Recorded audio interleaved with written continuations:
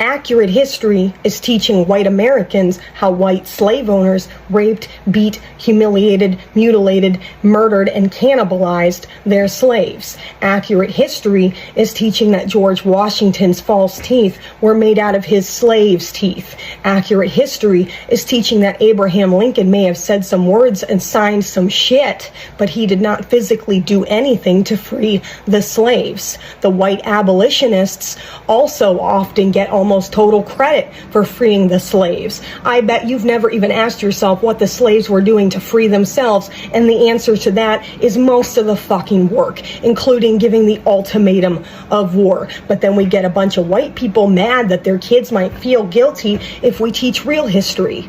It's not about your white child's feelings. Teaching accurate history isn't about white people's feelings, but that does sound like something that someone who's only ever been taught a white glorifying version of history would counter with.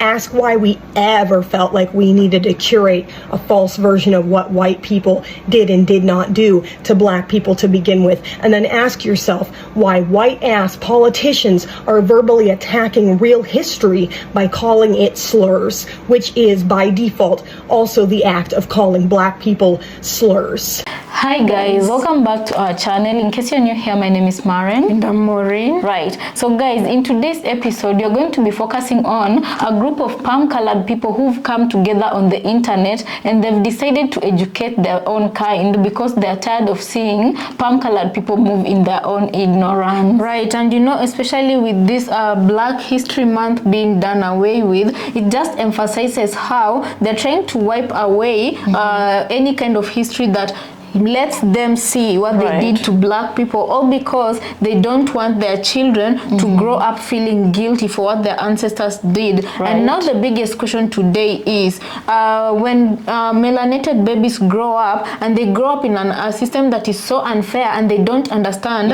how the system was formed or why it was formed, who will then come to these melanated babies and explain to them their ancestors went through ABCD, and this is where you find yourself in this situation if they don't even know where to look for because the history has been whitewashed. Right, so guys, let's watch the videos we prepared for you and then we come back and talk about it. Personally, I'd big up this Oklahoma teacher who we are about to play because it takes courage for you to step forward and do what he did to try and expose the truth despite knowing that you're gonna be castigated and you can even get blackballed because you decided to stand up for melanated people, right? So guys, let's watch and then we come back and talk about it. Let us know your thoughts and opinion on the comment section. Also consider subscribing if it's your first time here. Let's watch.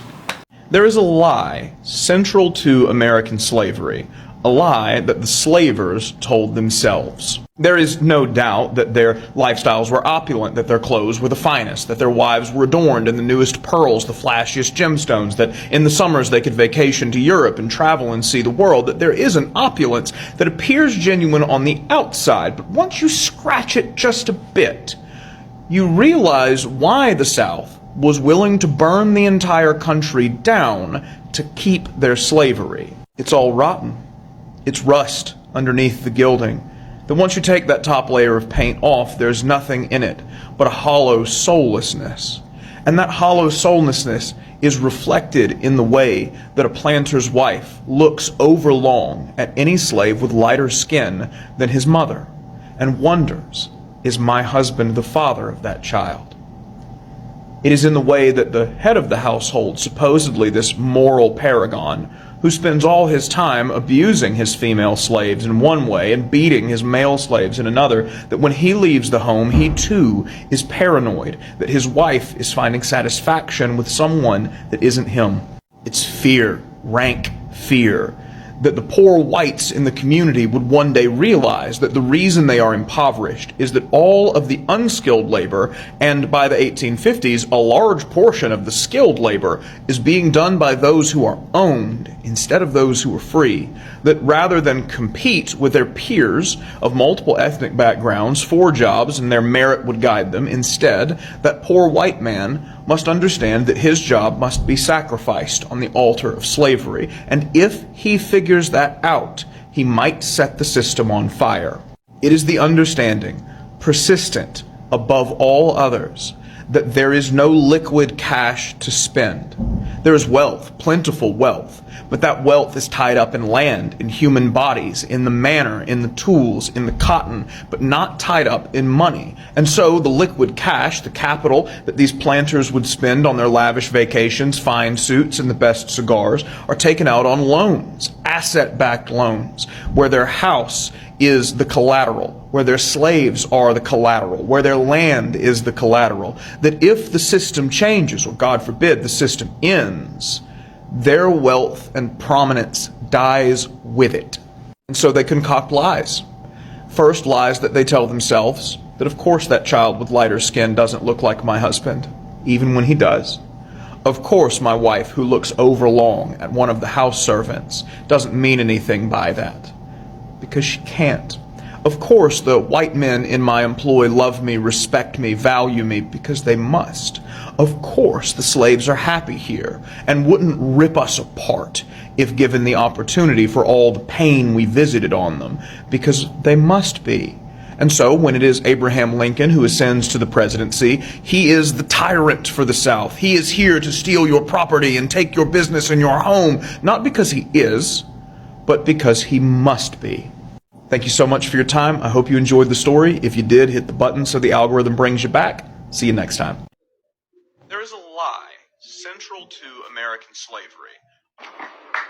Okay, if you watch this video, you're going to see this man explain a slavery lie that was perpetuated in American history classes. If you go to the comments, you will see where I posted a comment that said Oklahoma will take your teaching license for this. Now, if you also look at the likes on the comment, we're at 1,600 and counting. So I have now apparently gotten into two heated discussions. One person of brown-complected descent, another person whose ancestors were on the receiving end of slavery. Now, the brown-complected person tried to tell me that my comment lacked context.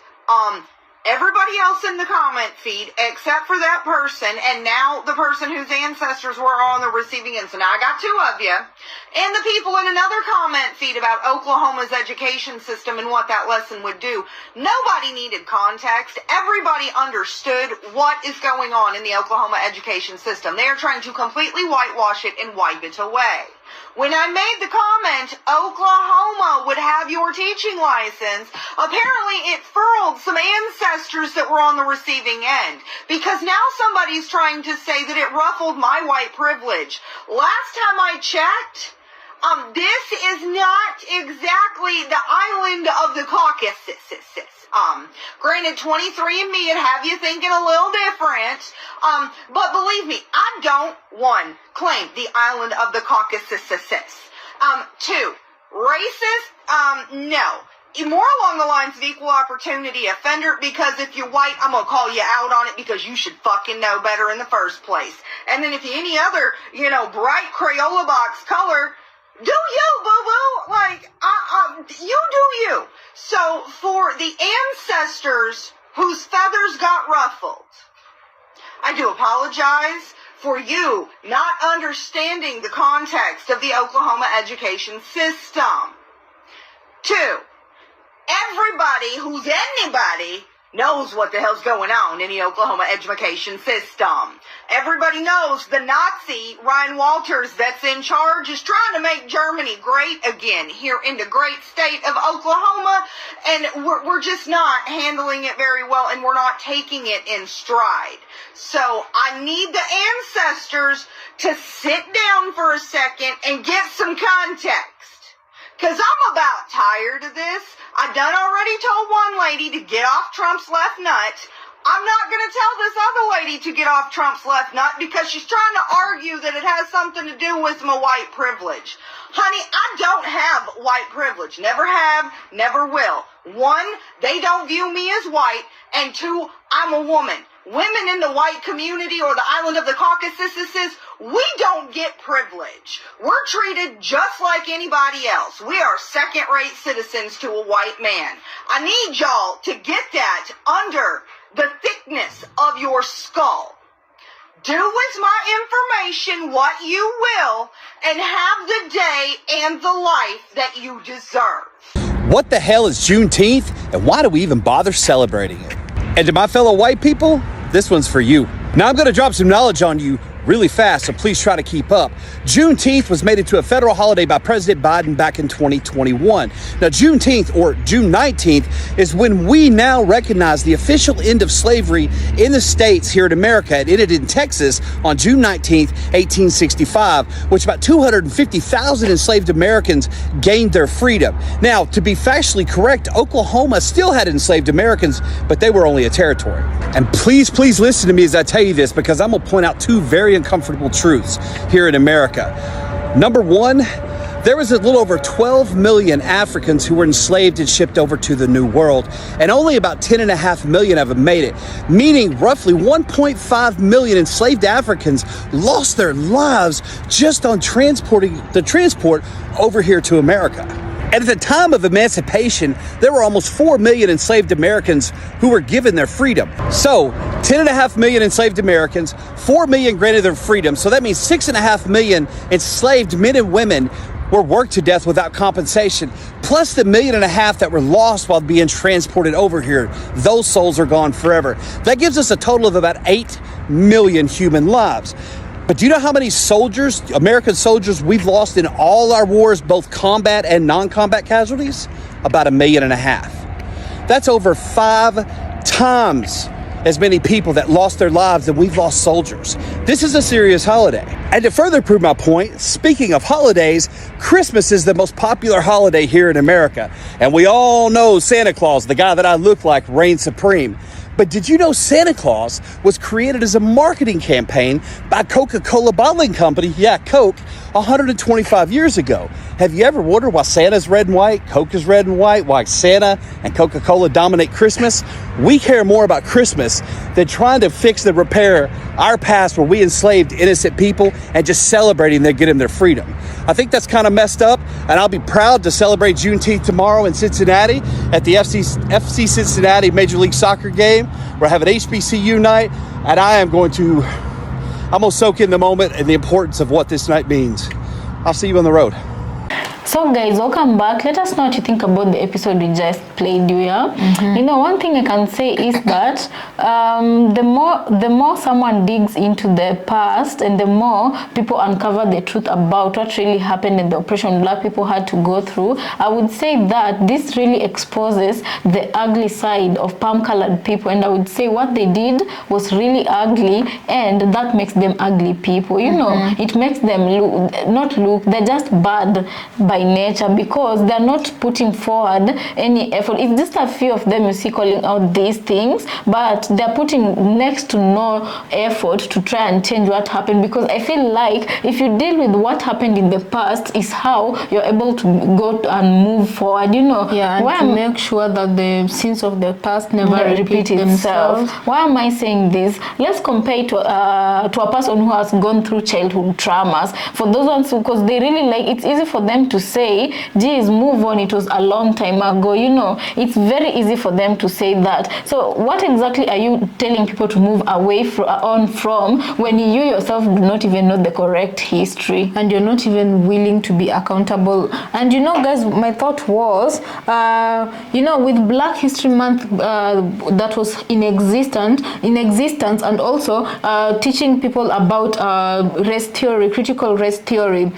Even with that, palm-colored people, some of them, not all of them, some of them didn't want to be accountable of what they do to people. Like, for example, these racist Karens, when you see videos of racist Karens, these are the type of people who usually don't want to be accountable to their actions on what they do to Black people. And there is existence of Black History Month, whereby these palm-colored people who see themselves as people who live in the first world countries can literally log on to the internet and try and educate their simple minds about what Black history means to other people. You know, if they can't be accountable during these times, can you imagine when this Black History Month becomes banned, how these people will be a menace? Because right now they're not accountable. What if what of this Black History Month being cancelled out? There will be worse. Another thing I wanted to say, I was likening the situation to, guys, picture a person who's been through a traumatic experience in life, or maybe someone who's gone through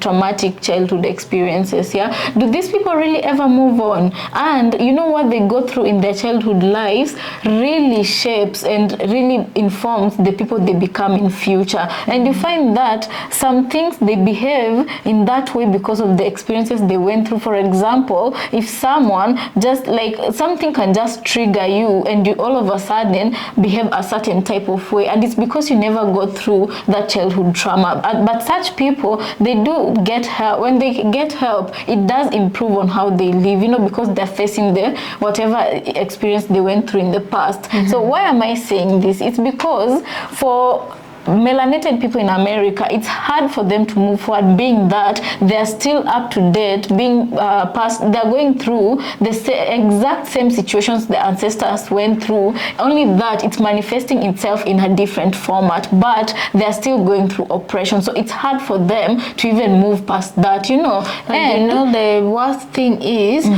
these people who are working so tirelessly to whitewash their history and make sure that America never speaks of the Black history are the very same people who owe Black Americans an apology. They've never apologized. They owe Black Americans reparations. They've never paid reparations. And this is just adding salt to injury by trying to whitewash what Black Americans should be told in order for them to protect themselves, in order for them to never allow this to repeat itself. Because if you look very well and very keenly, even here in Africa, most African countries, this is the exact same thing they did to the African history. They whitewashed the African history. Right now, and that you is find why they a can lot move in Africa with the much freedom they do move with. without They can do some remorse. underhanded things to Africans, and Africans think that it's just normal, or they just all like that. or they just take it because of the trauma that never healed, and they don't even know they're carrying with them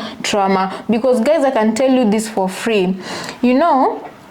When they say that when you walk on a path and there's a palm-colored person or a person of color who is not Black walking on the same path, Black people are the ones who usually are expected to move out of the way so that these other groups can pass. Do you know, guys, up until I started doing these types of episode, even us, we used to do that automatically. And we didn't know why we were doing that, as we just did it automatically. When we meet with an Indian man or an Indian person on the road, they would just come walking straight towards you, and you'd automatically find yourself moving out of the way and giving them the way, But when I started doing this kind of episodes and reaction videos, I came to realize it was just like it was awakened in me that I usually do this. When I see a white person and I see an Indian person, I move out of the way for them to pass. And then I started stopping that behavior slowly by slowly, up until one day something funny happened. We were walking on a path, and then an older Indian was walking, and then this is a walk path that both of us can fit if you share it correctly, So I'm walking on my side where people who are going towards my traffic of flow are going, and she's walking on the same side instead of walking towards the places where other people were walking, going towards direction. So she came and stood right in front of me, and she was wearing glasses, looking at me like this. I just stood in front of her, and I looked at her dead in the eyes. She moved, and I was like, it felt so good, Yeah. Also, another question I wanted to ask, when they say that guy really explained well how palm-colored women would look at their slaves, and then they look at a child who was born by a slave, and they, like, at the back of their mind, they would suspect that that child belongs to their husband because there's some resemblance. And then if the child is really born light, like at the back of their head, that question of, is that my husband's child, would always be there, And for them, as he explained, it would be easy for them to deny that, to be in denial and say that, no, that can't to be my husband's child. He can't fancy slave girl. That was like sort of the coping mechanism. And then I'm like, you see a pattern where white women never held their husbands accountable. So palm-colored men lived however they wanted. They took whatever they wanted, even if it wasn't theirs to take. Yeah, and they never apologized for it. If the woman had a husband, he would still take this woman as if it was his God-given right. Yeah, and another thing I wanted to say is the funny thing is that the lack of accountability and the palm-colored women being too afraid to face their husbands, they even raised their own sons, because these are men who grew up to turn out like their fathers, the male figures in their lives, you know. So I'm telling myself, like, instead of dealing with this, because these are things that keep on manifesting, the more you keep on denying, and you deny something that has been in existence, and it still keeps manifesting itself in society, you know. Because even in today's society, you can look at how the history has impacted the way palm-colored women behave, you know. There was a video we did of palm-colored women where they're jealous of black women, and there's a number of black women on that video who came out and spoke about how when they go out in public, for example, they go into a coffee shop or something, they go to buy something and they find a palm-colored woman with their partner, their partner would dead ass stare at the black women, and the wife stares at the black woman as if the black woman was there to, you know, as if the black woman was there to steal their husband, you know. So I'm saying behavior, like history informs the current behavior of people, you know. And you trying to bury that history, what does that mean? It means that you don't want to, like, you don't want anything to change, and you want the systems that are there to keep on existing, you know, which I feel like it's quite unfair. And personally, I would say, as it has always been in black homes, ensure to pass this down through generations by word of mouth or whatever else, whatever even means, through songs, stories. Yes. It's what here in Africa what used to happen, although but it wasn't done enough, because it wasn't, people forgot their history. And this, I wouldn't blame anyone, because for African the ones who are still living up to date, they still have difficulty speaking about their traumas. It was too difficult, traumatic and ugly for them to even tell their offspring, right? You know? And you remember they never even got counseling for whatever happened during the colonial era and during the fight for independence, because generally even here in Africa, psychological help and shrinks have only just been recently accepted into the society, but most Africans right now still don't even recognize mental health as an issue. Neither do they seek mental health professionals to help them out with whatever they might be feeling. Right. So their biggest mechanism or coping mechanism is to avoid it totally, whatever is giving them that heartache. Right. Anyway, guys, let us know what you think about this episode on the comment section. Let us know, what do you think about? I feel like such teachers should be encouraged to speak the truth, speaking the truth, and more people should be encouraged to dig up history for themselves, because as it is in America, the government is doing its best to try and wipe out history. Yeah, because you know what they call slurs is the experiences they put black people through in real life, you know. But because they want to be viewed as the helpers of the world, as the saviors of the world, they don't want people to know that ugly truth, and they're not doing anything to change their behavior. That's the most just masking the smell, the perfume. Exactly. Yeah, so guys, let us know what you think about this episode, and also consider subscribing if you're new to our channel, and we'll see you on our next episode.